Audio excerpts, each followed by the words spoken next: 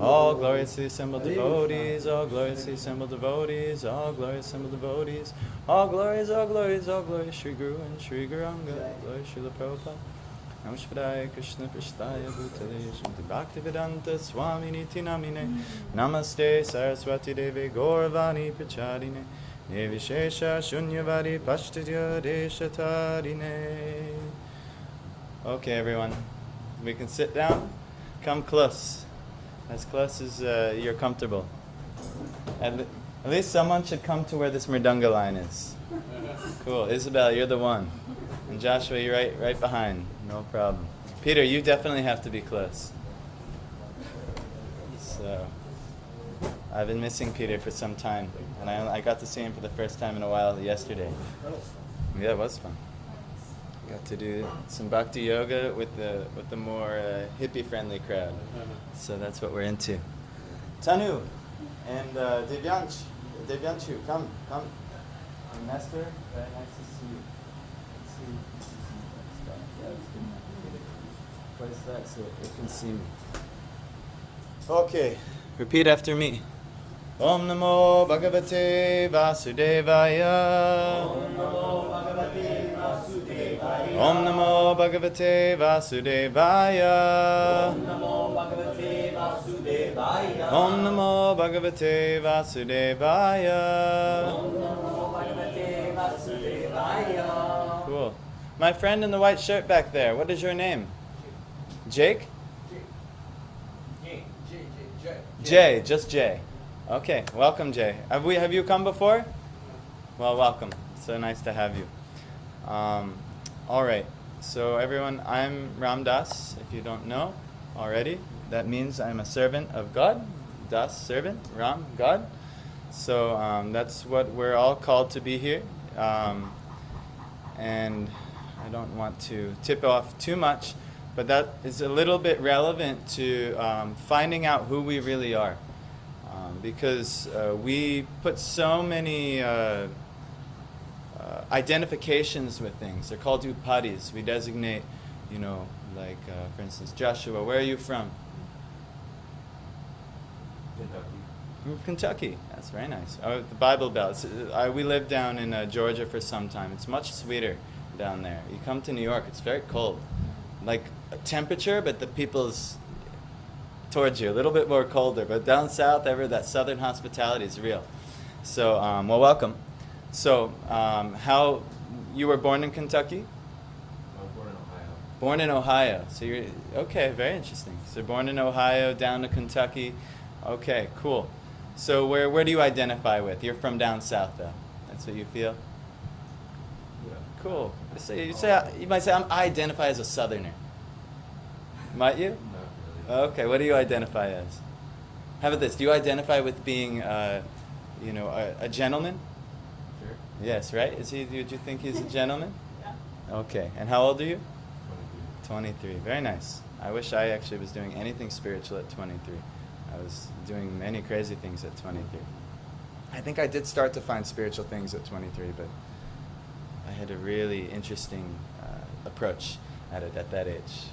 Do all kinds of crazy substances and parties and all kinds of wild things. But anyhow, so you're 23. Very nice. Now, 25 years ago, do you think you were still a gentleman?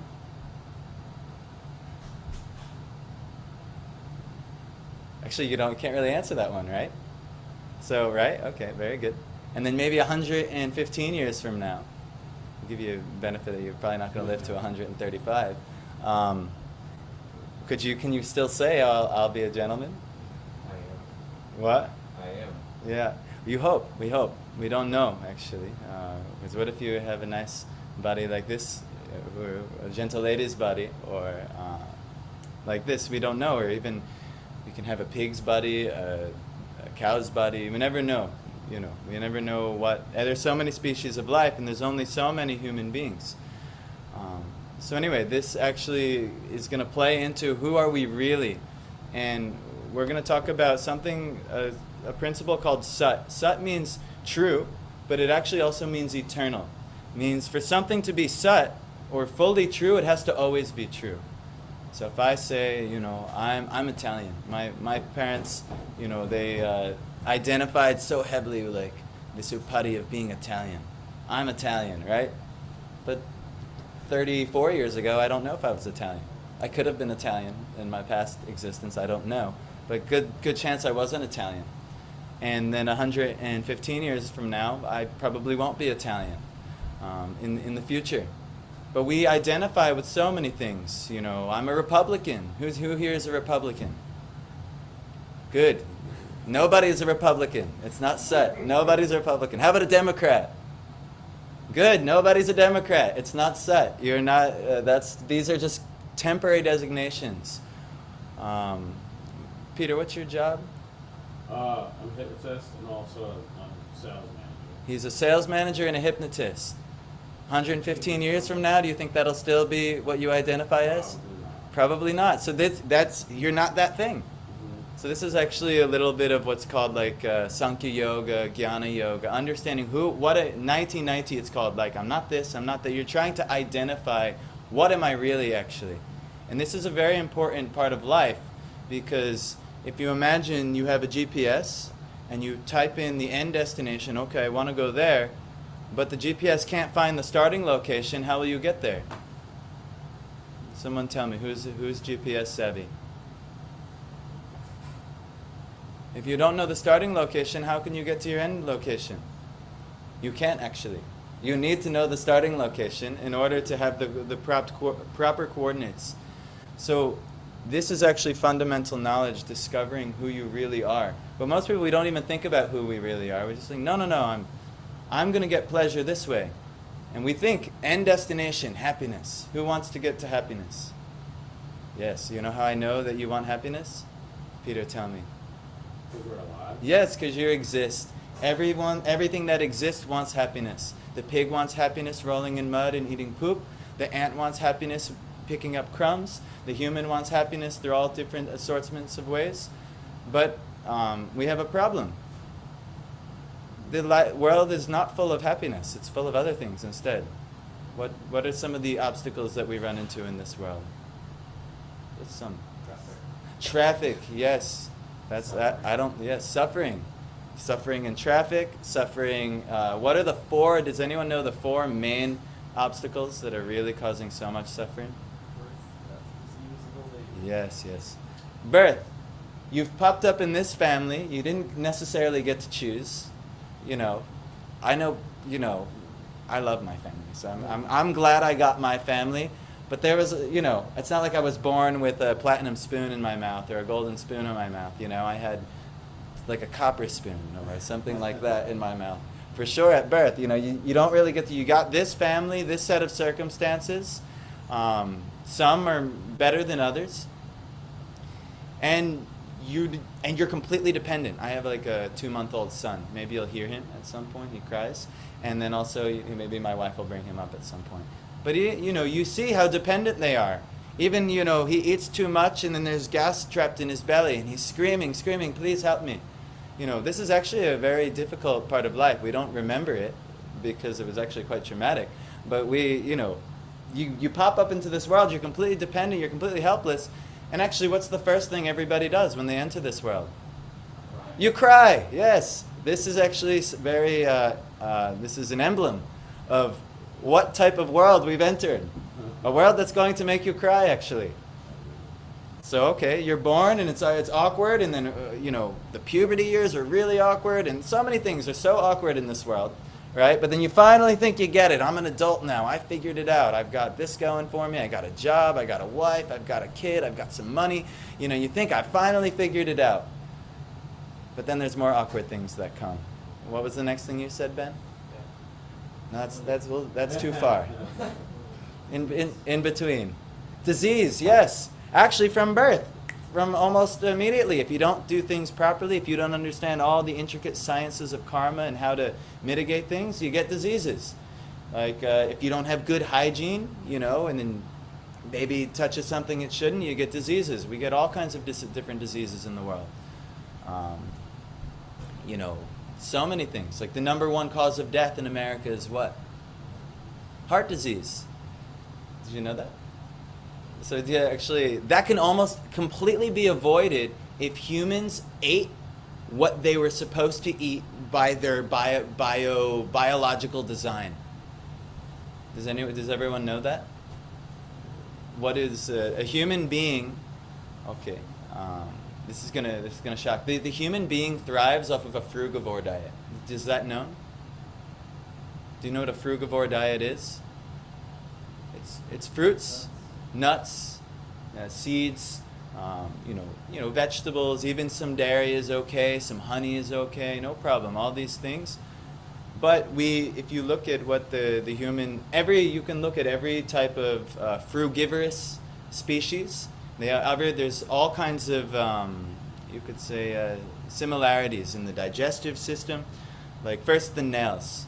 The human nails, are they long and pointy or are they round? They're round, right? That's a frugivorous trait, actually. If you study frugivorous species, they have rounded nails. The teeth, are they long and pointy for a human being, or are they rounded? Just the canines, but even that mostly, that has to be developed. They get sharpened over time when you start eating things that need to be sharpened. But ultimately, they're round. So the intestines, are they short and trying to move things through immediately with a high acidity, or are they long and moving things through at a very low acidity? Yes. So okay. So all of these things are there, right? So these are all frugivorous traits, and all omnivorous traits, which many people would say, no, we're totally omnivorous. We eat meat, we eat this, we eat that. Yes. Okay. So we'll go through some omnivorous traits. Omnivorous traits, they have long, sharp teeth. Like a bear and a dog, they're both omnivorous. Sharp teeth, like this. And then their jaw only goes like this. They don't do any of this. You can grind. That's not an omnivorous trait. Not one omnivorous species grinds. But human beings, we're bucking the system. But actually, in every way, we thrive on frugivorous nature. But we don't necessarily follow that. So there's so many diseases because of our ignorance, actually. But even if you're not, let's say you're a perfect Ayurvedic guru from birth, you're raised by Ayurvedic perfection, and they know all the life sciences, they know how to give everything perfect. Guess what? What's the next thing that will kill you? Yes, old age. You cannot stop age. Time, even if you're perfect in all of your dealings, and I'm going to avoid disease from the very onset. Even with our son, we know so many tricks of the trade that my parents definitely didn't know just from studying these things. And we're avoiding a ton of the problems that I definitely had when I was a kid because, we have some of these knowledge. But guess what? We're not going to stop the force of time. You're going to get old. And everyone has about 100 years. Max. There's not many people who can go farther than that. And if they can go farther than that, they're not going to go much farther than that. So these are the main sufferings of life. You're born. Awkward situation, you can't move, you can't do anything, you're completely dependent, and then next thing you know, there's diseases attacking you from every angle. Then next thing you know, you're getting older. Like I never thought I'd actually start to get old, but it's happening. I'm 32, turning 33. I'm looking now. I remember my wife used to make fun of me when I was turning 30 before her. And she's like, that's far away from me, but now she's turning 30 this March, and now I'm saying, oh, remember all this time you were making fun of me? But yes, getting old is the thing, and we're still in a pretty young body, but you just cannot stop it. And then the last most awkward part of this is you have to leave everything that you've tried to acquire. Your whole life, you spent the whole thing building something, and then it's all wiped away at the last moments. So if you actually think about these things, this is an awkward situation. Everything that I'm seeking for happiness is going to be washed away and thwarted by all of these problems, right? So what's something that someone is chasing for some happiness? Who wants a nice job? It's all my Indian students. Also my college students, yes. Nice job, I want this, my nice job. Who wants a nice family? Who wants nice children? A nice house? Some wealth? Yes. Now, any of these things, are they not, can they solve the solution of old age, disease, and death? It's awkward, isn't it? What? Yes, they will definitely add to it, especially if you don't have the intelligence on how and what to desire. Yes, this is a big thing. We think things are going to make us happy. Who here has ever gone through a breakup, got their heart broken? Yes, but at one time you think this person's going to make me happy. But what happened instead? Yeah. They probably gave you the most pain that you ever felt in your whole life. So if you don't know, if you don't have some, intuition, or you could say, if you don't necessarily know what's good for you, what you think will give you happiness, it gives you something else. So am I the only one that this has happened to? Does this resonate? Yes, this is reality, actually. So the Bhagavad Gita is actually teaching us who we are, what's the starting location of the GPS. Okay, we want to be happy. How can we be happy? What's the only way you could always be happy is to find an eternal situation. And actually the only way to have an eternal situation is that you'd have to be eternal altogether. The good news is the Bhagavad Gita does say that you are eternal. The good news is the Bhagavad Gita does say you have an eternal situation. The good news is that there is a solution to all these problems. But the bad news is we are in no way living up to that we're not even close. We're so far bent on chasing things that are guaranteed to give us suffering. I'll give you an example. Let's say I want to be rich.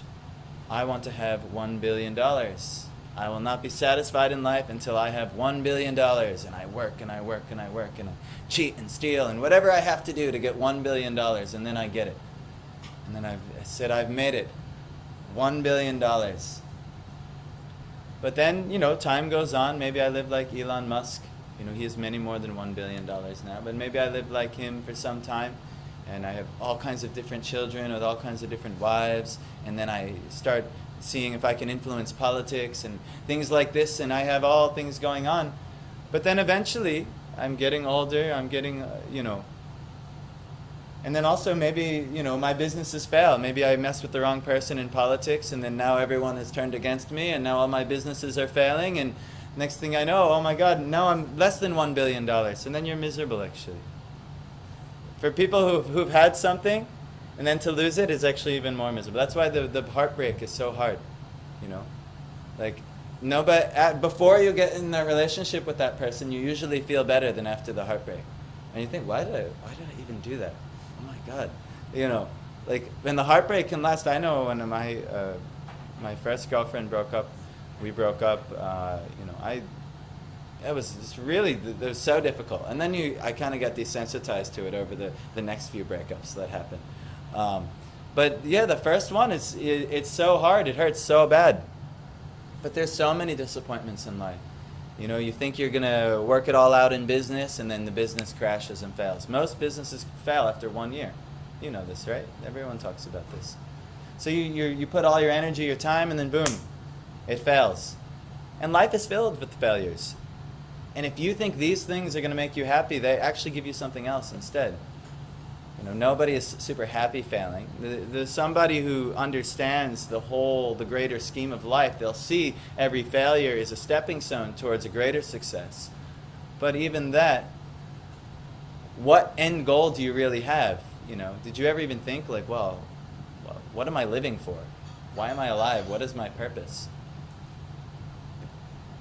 A lot of people don't really have a very deep purpose. They just think like, well, if I can have good food. Actually, scientifically speaking, at the end of the day, if someone ate pretty good at the end of the day, that's just about all they need to feel satisfied with life. Like, oh, I ate good today. And that's enough purpose for most people, actually. Like, I had a good meal today. Just at least one good meal. But actually, what would differentiate the human being from the animal at that point? Animals eat good. Actually, if you ever watch a pig eat, you see them. In India, it's a lot more prevalent. You have pigs will run around in the street. Here, we kind of put them in pens, or they're in some crazy slaughter farm or something that nobody sees what's done to them.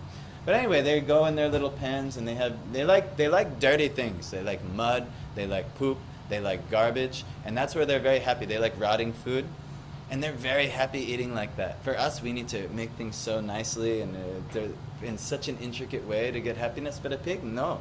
Give me some poop. Oh, you just dropped that on the ground? Let me take it. This is the pig's happiness. Very easy to make a pig happy, actually. But we're a bit more complicated. So what do the humans and the animals have in common? They eat, they sleep. My son has been sleeping through the night now for the first times, and this is a huge milestone because, not sleeping through the night is very difficult. But so I got 6 hours in a row of sleep for the first time in I don't know how long. I've it's been months. Since my son was born, I've not gotten 6 hours of sleep until last night. I somehow got 6 hours of sleep in a row. It has not happened. So I feel like great today. I'm like, wow, I've got the best rest that I've felt ever, But anyhow, so many, I sleep. I'm happy if I sleep for 6 hours in a row. A bear sleeps, all winter. Many species, they hibernate all winter. What's the difference between my happiness sleeping in a house and their happiness sleeping in a cave or in a den or, whatever makes them happy? Not much, actually. Then, okay, mating. In order to have a son, there's some type of process has to happen. Maybe you're aware of the process. Anyway, this is the thing. Many people actually, they base their whole life. They think, yes, if I can just do this act, I will be happy. And then thinking this is the ultimate goal of happiness.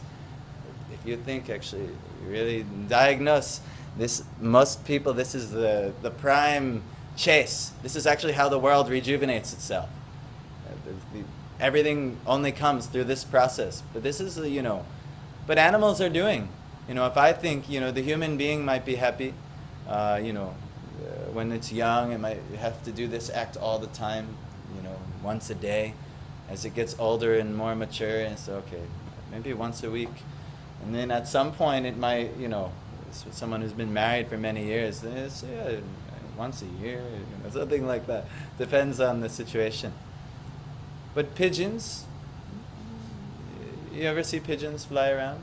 Yes. I was going to ask, why does it taper off for people? Is it just a process?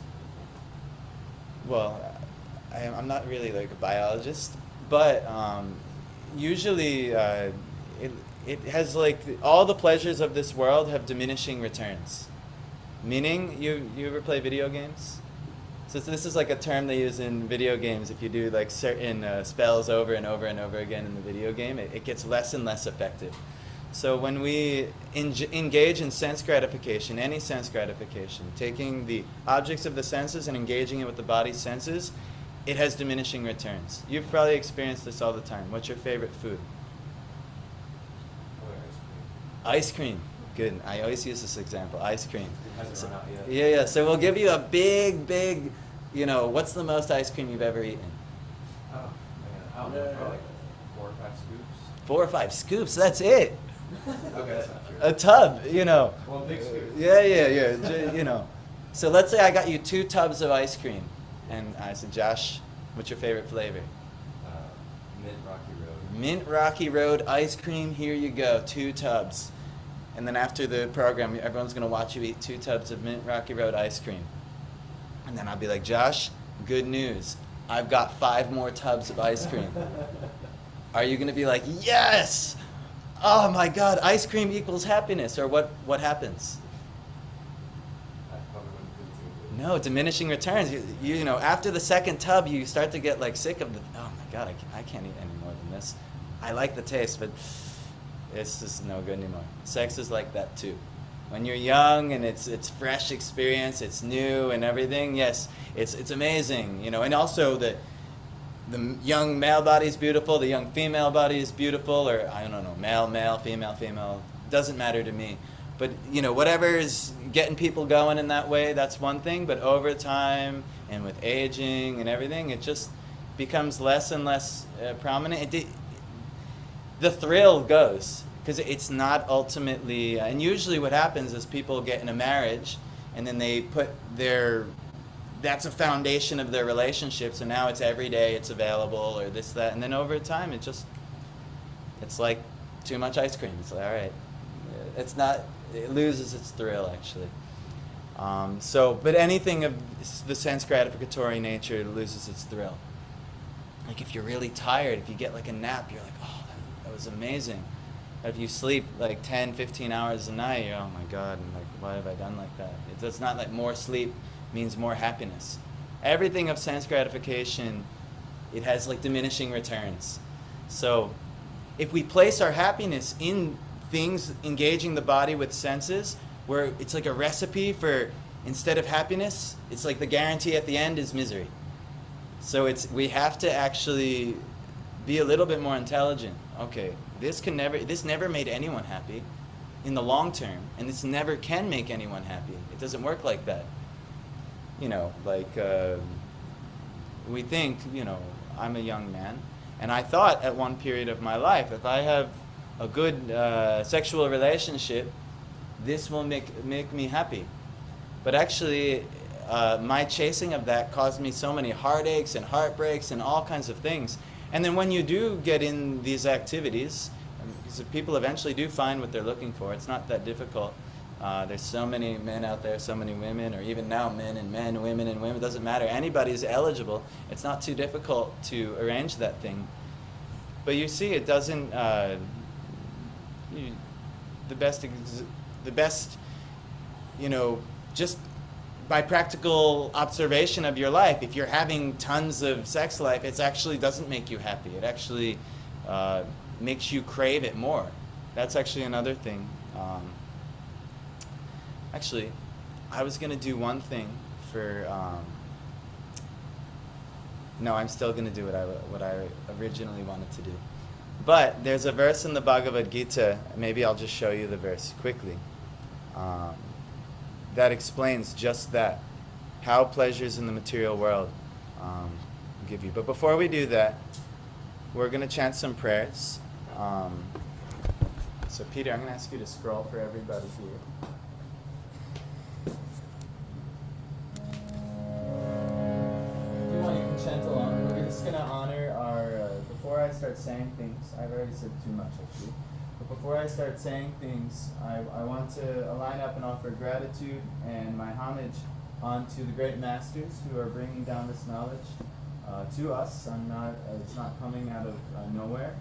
I'm not a very intelligent person at all, actually. And if there's anything intelligent about me, it's that I can follow in good advice from those who have been made intelligent in the intelligent process of the parampara or disciplic succession, taking knowledge from wisdom teachers.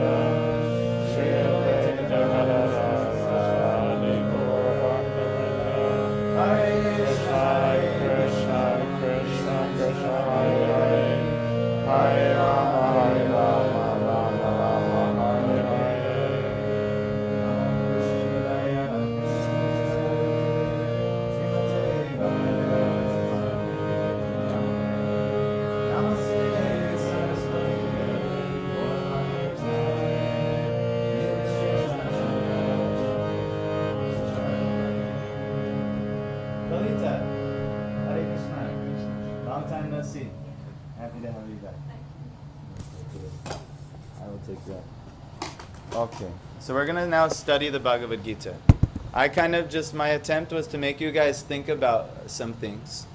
But actually, if we don't realize that we're actually in a predicament and that we don't have a good solution for happiness here, we'll just constantly be wandering around in ignorance and never have an opportunity for happiness. For instance, Alcoholics Anonymous. Being an alcoholic is a problem. I had to go to Alcoholics Anonymous. Not because I was an alcoholic, but I got in trouble with the law, and it's either Narcotics Anonymous or Alcoholics Anonymous, so I had to choose. And I chose Alcoholics Anonymous. But it was very interesting, actually. But the first step of Alcoholics Anonymous is you had to understand that you had a problem. If you didn't even understand that you had a problem, none of the other steps are relevant for you. So actually, that's kind of the attempt I'm making here, is to let us know, hey, we have 4 problems. To everyone in the human form of life has 4 main problems: birth, death, disease, old age. And unless we have a solution to these problems, all of the other steps we take are not going to be relevant. The end goal will always be misery, because these miserable situations are here, and you cannot stop them as far as we know. So, but, right? Does anyone have a solution to those 4 problems: birth, death, disease, old age? Surrender to God. Yes, actually that's what the Bhagavad Gita is all about. That's the only hope, actually. That's a very, very intelligent thing to say, because that's really our only hope. Anything we do on our own, we actually can't do anything about this thing. Right? We can have so much knowledge about how to... That's my son crying. But we can have so much knowledge about how to lengthen our life and all these things, but ultimately you can't stop the process. So really, you have to come to a humble position that, I don't have all the answers. Now I have, and actually if you approach someone who does, and that's what Bhagavad Gita means. It's the song of God. It's actually, unless you approach God and get wisdom from God, you're cooked. Right? That's what are you Gen Z? I love saying that. Yeah, yes, okay, that's you're cooked. I hear the Gen Z always say this thing. I usually, if I get around, I was at a wedding, and my friend's little brother, who he was always like a little kid, but then all of a sudden now he's like a big guy, and he's like talking around with all his buddies, and they have like some crazy Gen Z language that I don't know, and I was like, AJ, you gotta get me a translator, because but one of the things I always heard him talking about, it's like, we're cooked, bruh, so like this. But actually we're cooked if we, right? Am I using it properly? Yes. We're cooked if we don't actually, if we don't figure out some of these solutions. So Bhagavad Gita actually is giving us solutions. So we're going to actually look at that. And you just understood the whole essence of Bhagavad Gita. You found the one solution. That's ultimately what Bhagavad Gita says. So actually that's going to be our verse today. We were going to go to the beginning of the Bhagavad Gita, and now we're going to go to the very end of the Bhagavad Gita, because you guys repeat after me. Sarvadharman parityajya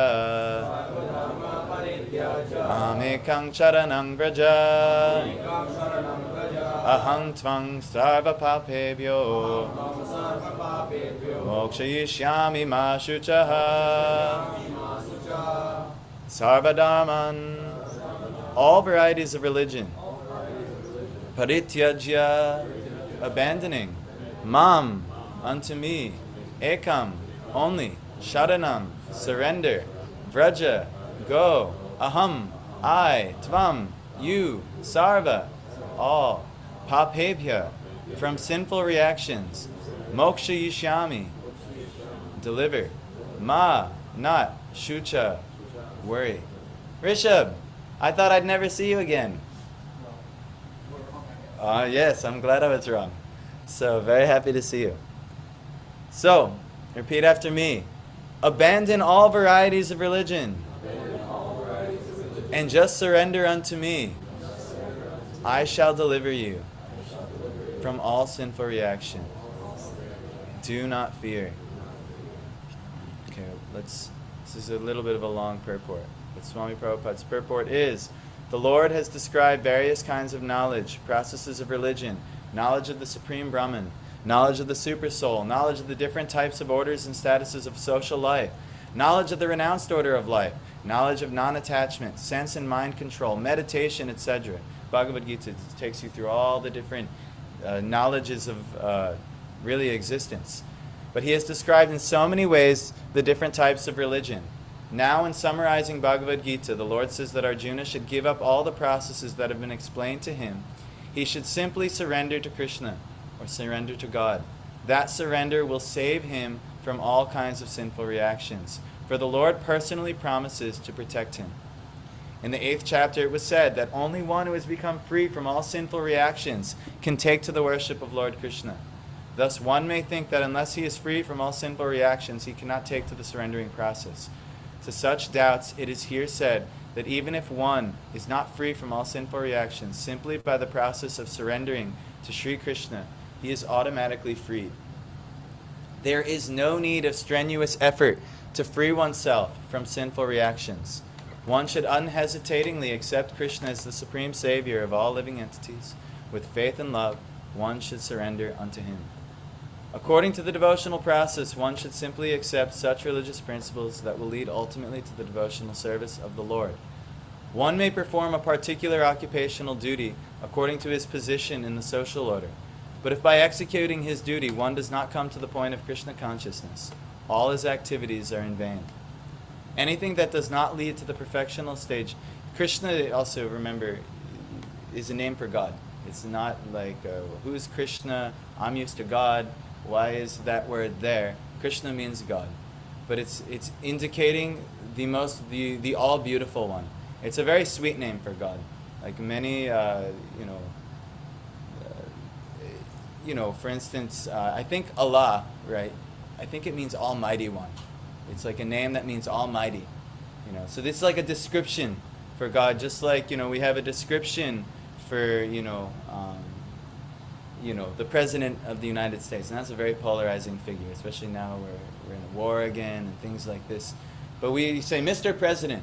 But maybe someone who knows him a little bit, maybe one of his billionaire buddies from the past, they might call him Donnie or something like that. They got a different name for him.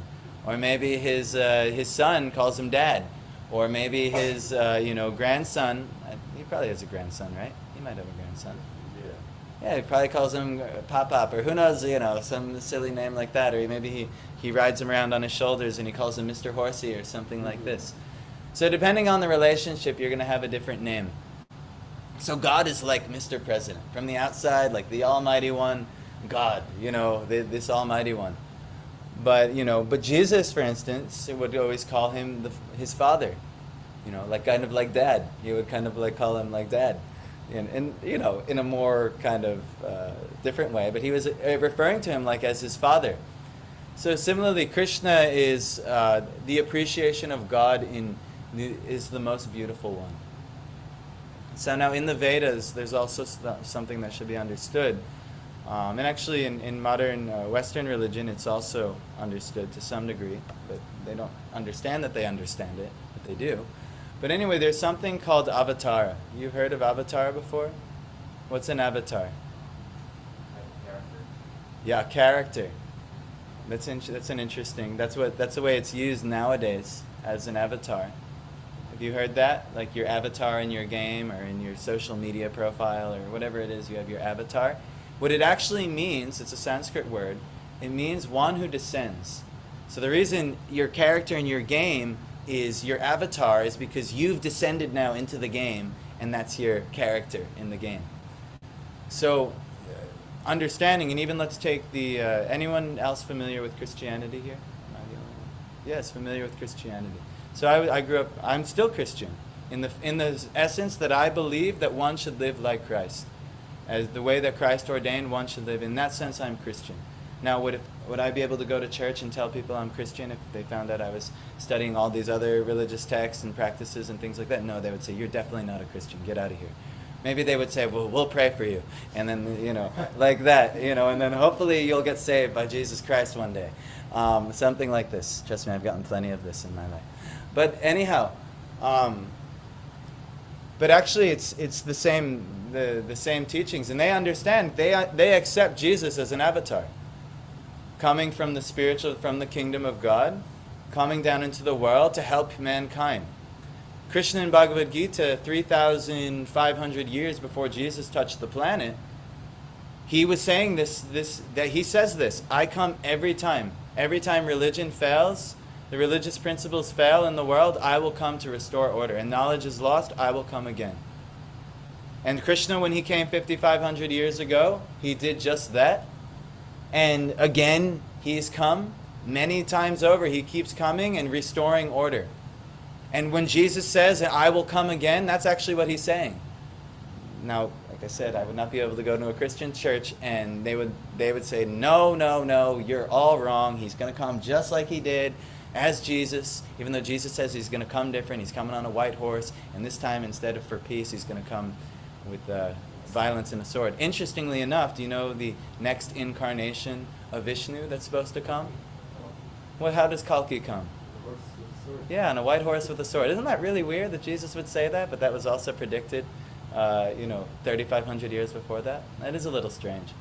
Anyway, we don't need to get into that too much. But this system of avatar is there. God does not just strand mankind, say, all right, well, I came to save you guys 2,000 years ago, but you didn't figure it out, so what do you say? You're cooked? You're cooked. Yeah, you're cooked. No, that's not God's style, actually. God is very merciful. He's all loving. So he actually, anytime that it gets out of order, he will come and restore it again. And actually we have scriptural and good evidence from past personal, after Jesus, where there have been other avatars that have come and shown the way. On our altar we have Chaitanya Mahaprabhu and Nityananda Prabhu, and we wholeheartedly believe them to be avatars. I'm not asking you to necessarily believe that, but we can show you good evidence that these are avatars showing us the proper activities on how to make advancement in this stage of life. And actually, but they're very interesting avatars because they told us to do what we already were doing in the beginning of class. Just surrender to God, call out to God, which is why that was the whole process that we kind of were building you up here to. And actually, very interestingly, our friend Joshua, when I was pointing out all of the miserable situations that we have to face in this material world, and I was like, well, what kind of solution do we have? And he intuitively, because he probably had heard it from before, he intuitively knew the only thing that you can do when you're in such a situation where it looks like you're cooked is just surrender to God. And that's actually what Krishna says in Bhagavad Gita. That's all we can do. And maybe I'll finish this. I just wanted to explain what Krishna consciousness. Your consciousness is being on God. That's the only way you can be saved from all the problems of existence. Unless your consciousness is on God, misery is your guarantee. But if your consciousness is on God, you can always, you don't have to worry. He's saying, do not worry. So, what is the Sanskrit?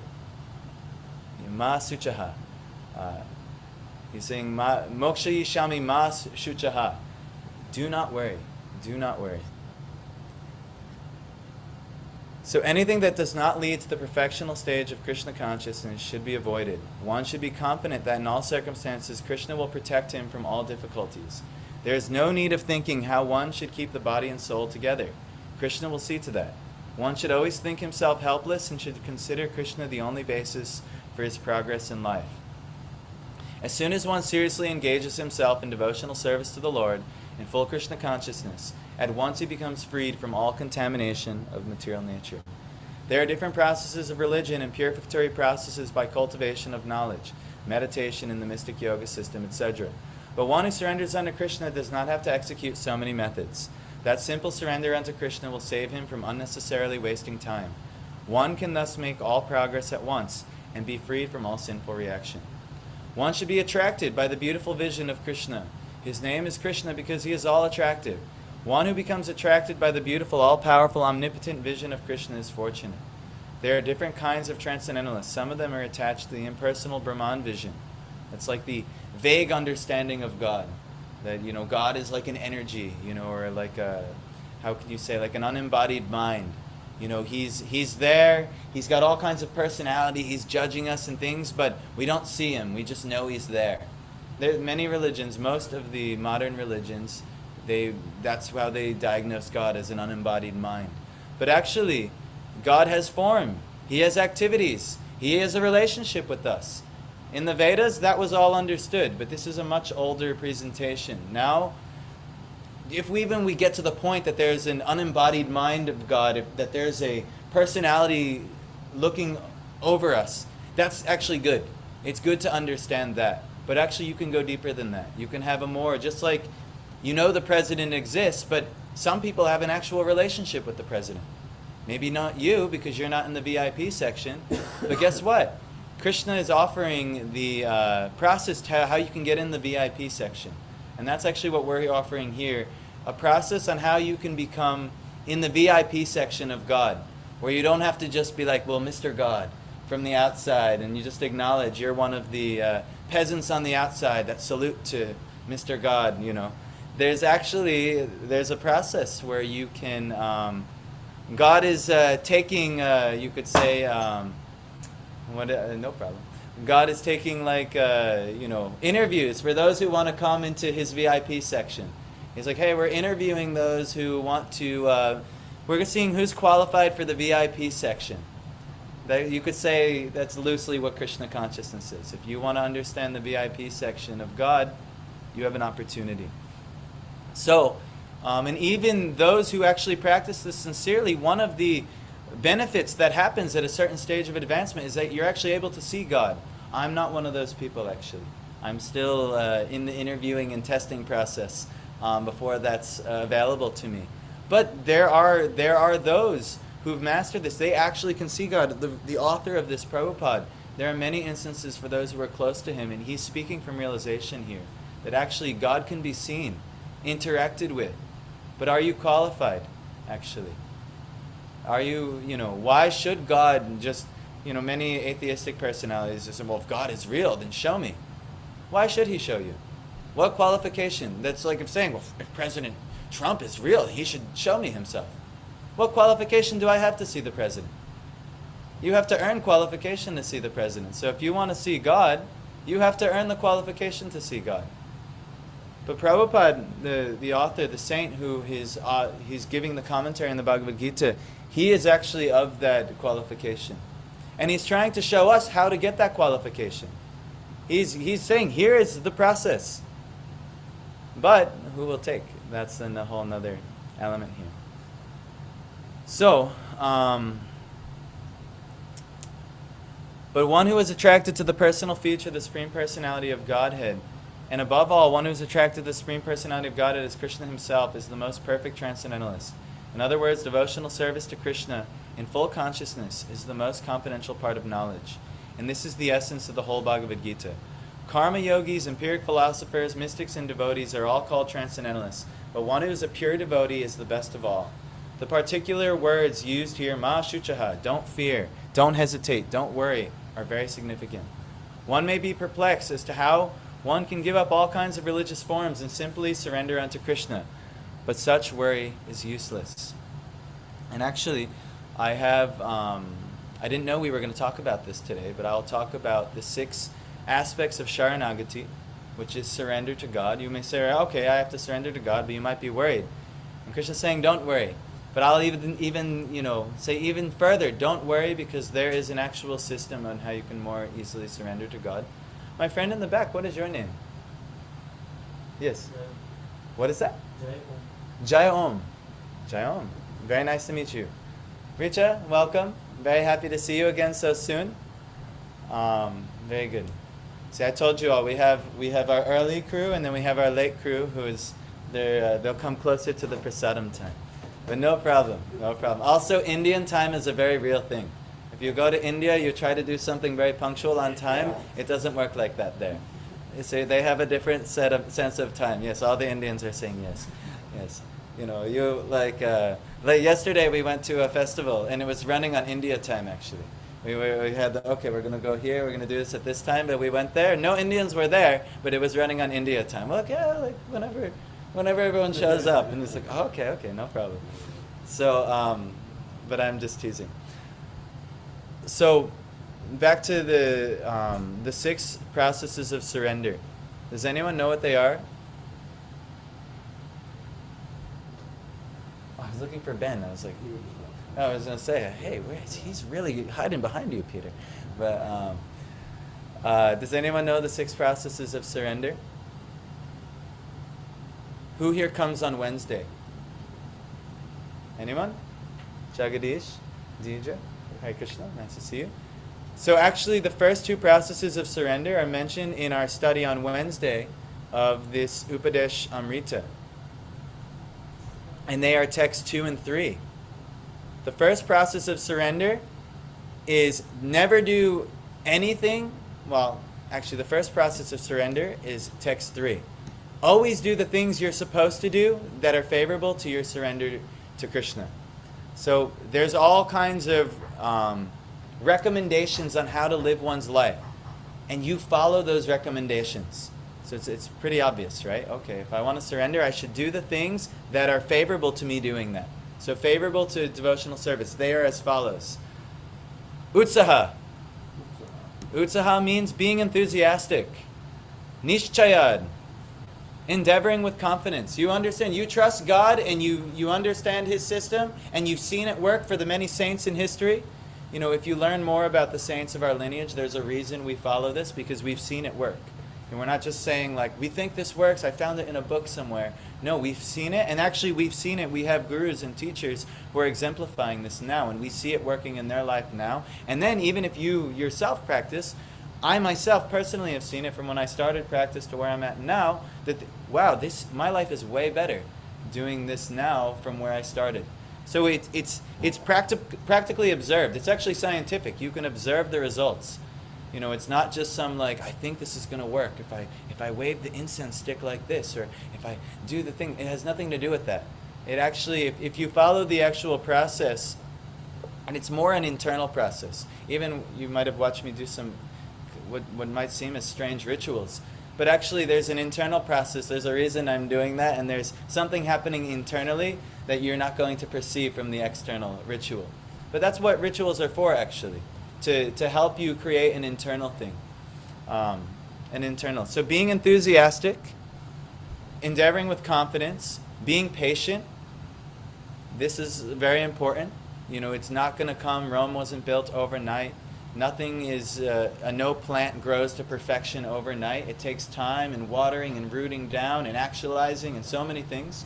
Making advancement, progress. You have to be patient. 4, acting according to the regulative principles.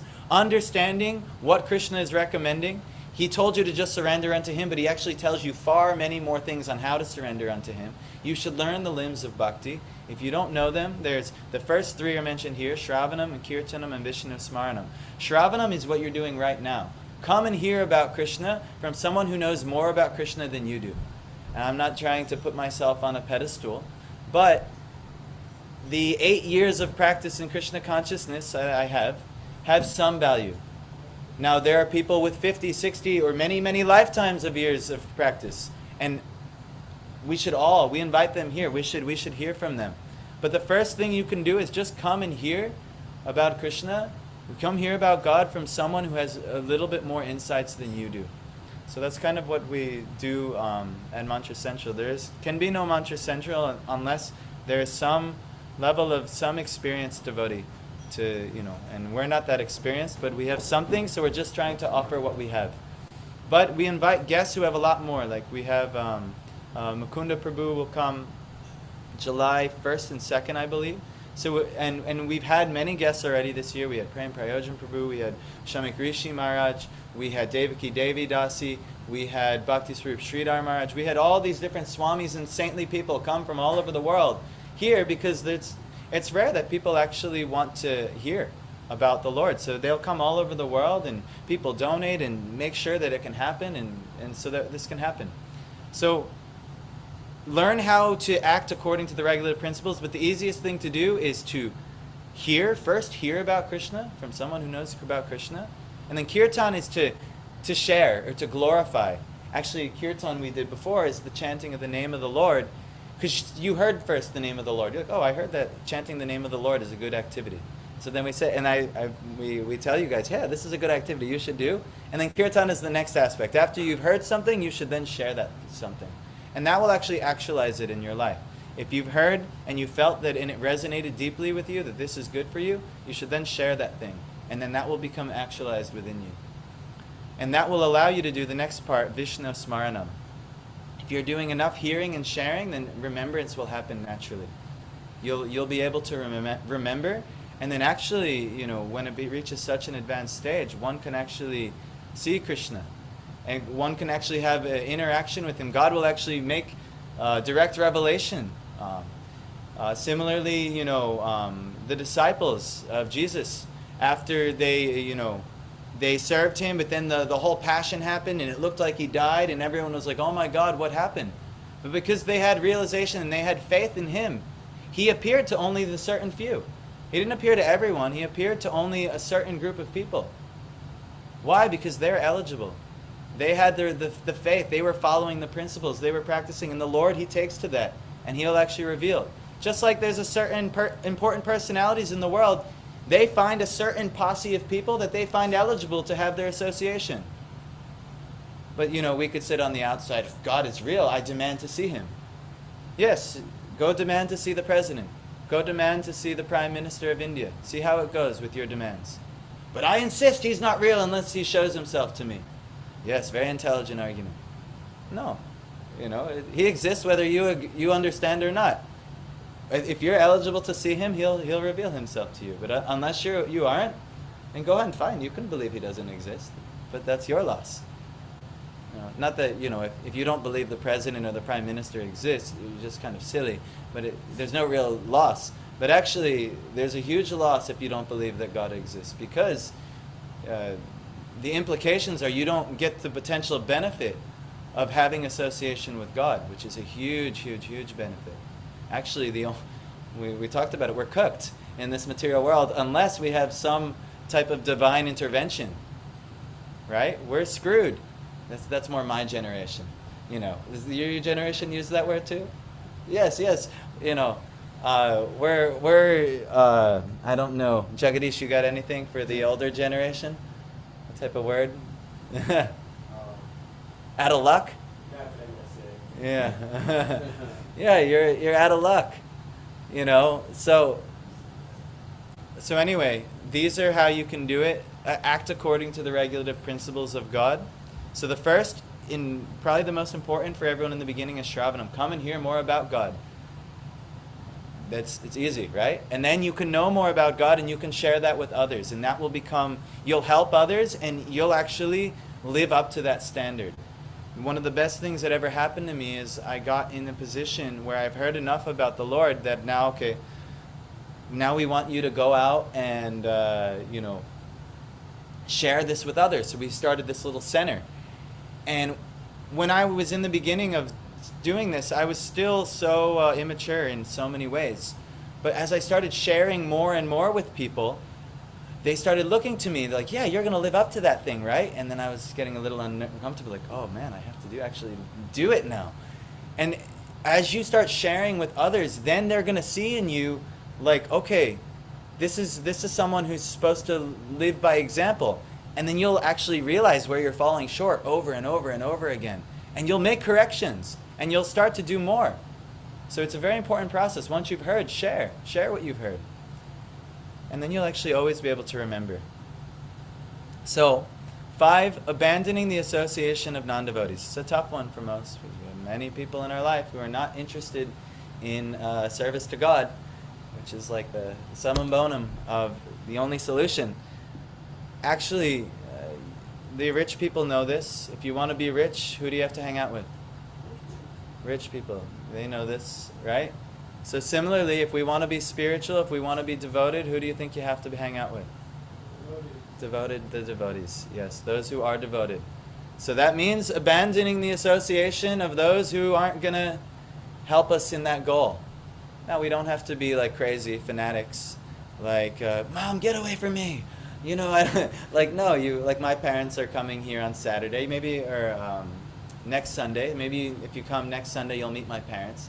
That'll be fun. My dad always throws the Christian angle in there, so it's always a fun part of the program. But we love having my parents. But, go into devoted environments, and if you want to hang out with other people, invite them along into devoted environments. No problem. You can hang out with all kinds of different people, but just do good activities together. Devoted activities together, no problem. So anyhow, abandoning the association of non-devotees, and especially these non-devotional environments, we get it. You got to go to work, you got to the supermarket, the mechanic, all these things. Do what's necessary and then get back to your devotional space. It's very important. And then 6, following in the footsteps of the previous acharyas. Seeing what the saints have done previously. Like Swami Prabhupada, who traveled across the world and brought this from the secret confines of ancient India into the West in a time when it needed it during the hippie revolution. He never would have been able to do that if he didn't take all the steps he did earlier in his life. He was a pharmacist. He did so many things. He was doing what you guys are doing right now. He was hearing about Krishna from others, and he was gathering more and more devotional strength. And then in his later years, he was able to perform something incredible. So this is actually all part of the first part of surrender. Doing that which is favorable to your devotional service. So if you're really surrendered, you only want to do things that will make your devotional life more favorable. So remember, for those who came late, this is the essence of Bhagavad Gita, to surrender unto the Lord. So, Sarva dharman prityaja mamekam sharanam vraja aham tvam sarva papebhyo moksha yishyami ma shuchaha. Right? You've heard this before? Abandon all varieties of religion and just surrender unto me. I shall deliver you from all sinful reactions. Do not worry. Ma shuchaha. You have no worries. You have nothing to worry about.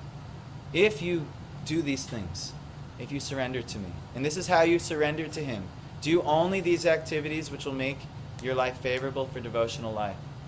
So then also, what we're studying on Wednesday is, text 2 is what things you shouldn't do. You avoid doing the things you should not be doing that ruin your devotional life. So these things they spoil your devotional life when you get too entangled in them. 1, eating more than necessary. It's called atyahara. So it means overconsumption. It can mean overconsumption of food.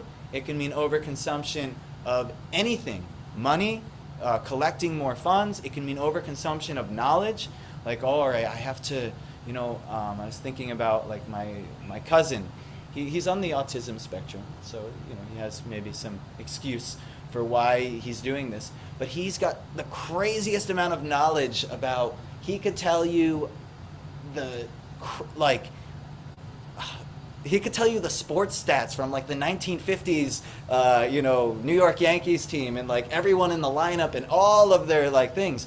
But I'm always actually trying to hand him a Bhagavad Gita, but he hasn't gotten to it yet. But why I don't think he's gotten it to it yet? He's got just too much knowledge in his brain. He's got just too many things that are in there. He knows he knows all kinds of movie actors and old movies and what year this movie came out, what actor was in it, this, that, and the other. But if you have too much knowledge, too much things in your brain, you have not enough room to actually have devotional things in your brain. So stop collecting more than necessary. That means in eating, in money, in working, in all kinds of things. Just do what you need to have a nice devotional life. That's it. Everyone's got to eat a certain amount. You got to sleep a certain amount. You got to, even if the urge to mate is there, no problem. Get married and have a spiritual life. And what else is there? Defending. Yeah, you have to have a place to survive, and you have to defend it from problems. It means you got to keep the government from taking it away, pay your taxes, pay the bills, all these things. Yeah, but don't do any more than necessary. 2, over-endeavoring for mundane things. We work so hard for things that really don't matter that much. Yes, we get it. You have to go to school to get a job, and you need a certain job to maintain your bills, and no problem. But sometimes we do just way more than necessary in these regards. Just do what you need to do, and no problem. Have a nice spiritual life. 3, talking unnecessarily about mundane subject matters. This is called prajalpa, and over-endeavoring is called prayasa. So prajalpa is talking unnecessarily about mundane subject matters. It doesn't matter. We don't need to talk about, did you hear who, what Becky was doing the other day, or just gossip and criticism. Did you hear what the president did now, or did you hear what this person did, and this person, that person, the other thing? It'll spoil your bhakti. You could be talking about things that are actually going to be relevant from those four main problems that you have, that are actually going to give you something positive in your life. But we're talking about, did you see what that person did? Did you see what this person did? And we want to criticize and all these things. What a waste of time. So 4, practicing the scriptural rules and regulations. This is called niyamagraha. It's niyamagraha and also niyamagraha, all in one word, niyamagraha. So niyamagraha is practicing the scriptural rules and regulations only for the sake of following them and not for the sake of spiritual advancement, or rejecting the rules and regulations of the scriptures and working independently or whimsically. An example of this, there's all kinds of recommendations in the scriptures that you might have. Like, for instance, yesterday we had we did a festival with, it was like a kind of like a chill vibe, hippie dance type of festival, and we went out there and we were trying to share Krishna consciousness. But yesterday was a fast day, and for our fast day we have very specific things that we should be doing, that are, it's important. But when we went there, I was kind of we were talking about what the game plan was, and we were going to bring a bunch of food. But some people were shocked. Oh, you're going to bring this on the fast day? I'm like, yes, we're going to bring this on the fast day. But like, yeah, but you shouldn't eat that on the fast day. I'm like, yeah, but these people don't follow any of these principles. The main principle is we want to share them with Krishna. So if they want food that's not offerable on the fast day, we should bring it, and it shouldn't be a problem. Why? Because niyamagraha. There's scriptural rules and regulations, but if you follow them over the actual main essence, and the main essence, a higher rule or regulation is that you want to give Krishna to people. You want to share God with people. Yeah, if you have to kind of bend the normal circumstances, or even yourself, maybe you can follow the circumstances, but if you encourage them to do something that you wouldn't necessarily always encourage them to do, that's no problem. But you see this all the time in, Jesus always went to, for instance, Jesus went fishing with Andrew and Peter. Andrew and Peter were out fishing. And Jesus knows that, it wasn't really part of his practice to be a fisherman, which is why after he performed the miracle of showing them how to catch all kinds of fish, he told them, okay, I don't want you to be fishermen anymore. I want you to be fishers of men. Really go out and share. But he went out and he showed through the act of fishing, which isn't something that he would normally do, just to show them, a greater teaching here. So similarly, sometimes there are more important things, but you can get so caught up in the fanaticism. Well, the scripture says this, and you should do like this. Another example with Jesus is that his disciples were hungry on the Shabbat, and you shouldn't eat. I think there was some rule you shouldn't eat the grain fresh picked on that day. But they were hungry, and the disciples wanted to take wheat, and Jesus said, no problem, take the wheat. But some rabbi, someone who was a rule Nazi would say, hey, you broke the rule, blah, blah, blah, and then Jesus was showing him a higher rule, that, no, you should feed the hungry and clothe the poor and all these things. He was showing a higher rule than this. So this is niyamagraha, not getting too, this will ruin your bhakti if you become like a rule Nazi. Oh, it has to be like this, and it has to be like this. What's the main essence here? There's really 2 rules to Krishna consciousness. Do you know the 2 rules? Madhav? Yeah, it's really 1 rule. Always remember Krishna. That's why the verse before the one we read, Sarva Dharman Parityajya, was Mami Vaishyasi, Manmana Bhava Mad Bhakto Madhyaji Mam Namaskaru Mami Vaishyasi Satyam Te Pratijani Priyosime. It means always think of me, first thing, and become my devotee, worship me and offer your homage unto me. This is the main part of Bhagavad Gita. Yes, Jagadish. Jesus kind of took people from religion to having a relationship with the Heavenly Father. That's exactly it. Actually having a real relationship. That's exactly. That's right. And that's why... The people who killed him were religious people. That's right. And that's why Krishna tries to do the same thing. The verse we did today is abandon all religion and just surrender unto me. It's not like a religious fanatic thing. Even though those rules in the scriptures are good, they help you, but the main thing that the Lord wants is that you remember him and you associate with him in love. That's why Jesus says the main commandment is what? What's the main commandment? He gave two main commandments, but the first most important is what? Who remembers? Nope, before that one. Love God with all your heart, mind, soul, strength, and will. And then he says, number 2, love one another as you love yourself. But first one is love God. That's the main religion, main commandment. Everything else should help you do that. If all your rules and regulations of your religion that's niyamagraha. It'll actually spoil. The other niyamagraha is just saying, well, the scriptures are crazy. We don't need to follow all these rules. All these rules are nonsense. And that's a whole nother angle of, that will spoil your bhakti. The scriptures have very, very many good things. That's why Jesus also said, I'd not come to change the law, but I came to fulfill the law. He wasn't interested in changing the law. He was showing you how to practice the law. So similarly, the scriptures have, how to do things. And it's very, very beneficial knowledge. But if you get too fanatical over one part of the scriptures that might contradict with a more important part of the scriptures, you have to be very very balanced how you see things. So this is niyamagraha. 4, practicing the scriptural rules and no, we did that one. 5, associating with worldly minded persons who are not interested in Krishna consciousness. So again, the thing you're supposed to do is abandon non-devotees. And 5, the thing you're not supposed to do is associate with those who are worldly minded. They only care about trying to eat, sleep, mate, and defend. And that's honestly most people. But that's, and if you associate with them, guess what? You're going to get attracted to those things too. And then you're going to start doing those things too. And you've probably seen this in your life. When you associate with those who are, like for instance, if I'm going on a family reunion, and if you, at the end of this month, I hope my family's not watching too close when I say this, but, I get worried every time I go in the environment for a long period of time because you feel it over the days of hanging out and everyone's, focusing on, you could say more worldly minded things. The next thing you know, you start slackening up and then you're focusing on all those things. And, did you ever get around someone who worries all the time and then you start to worry all the time? Or did you ever get around like a really angry or tense situation and you just start getting really tense and you're in it too?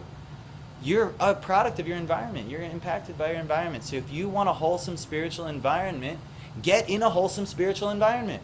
It's simple. But it's not that simple because we're so caught up in, so many things. But in last, being greedy for mundane achievements. There's so many, so many things that, we work so hard for. Like, I don't know, we talked about before, if you say you want to be the richest man, I don't know, like in sports. I want to break this record. And you do so much training to break this record that, you could die literally a year later after you break the record. What good is the record after it? But you work so hard, I'm gonna get this achievement. I'm gonna get this worldly achievement. I'm the 2012 Applebee's Employee of the Month of June 2012. Rock on, right? Luckily, I cheated to get that achievement. I'll explain. That's another story for another time. But you know what? That's, what a nonsense achievement.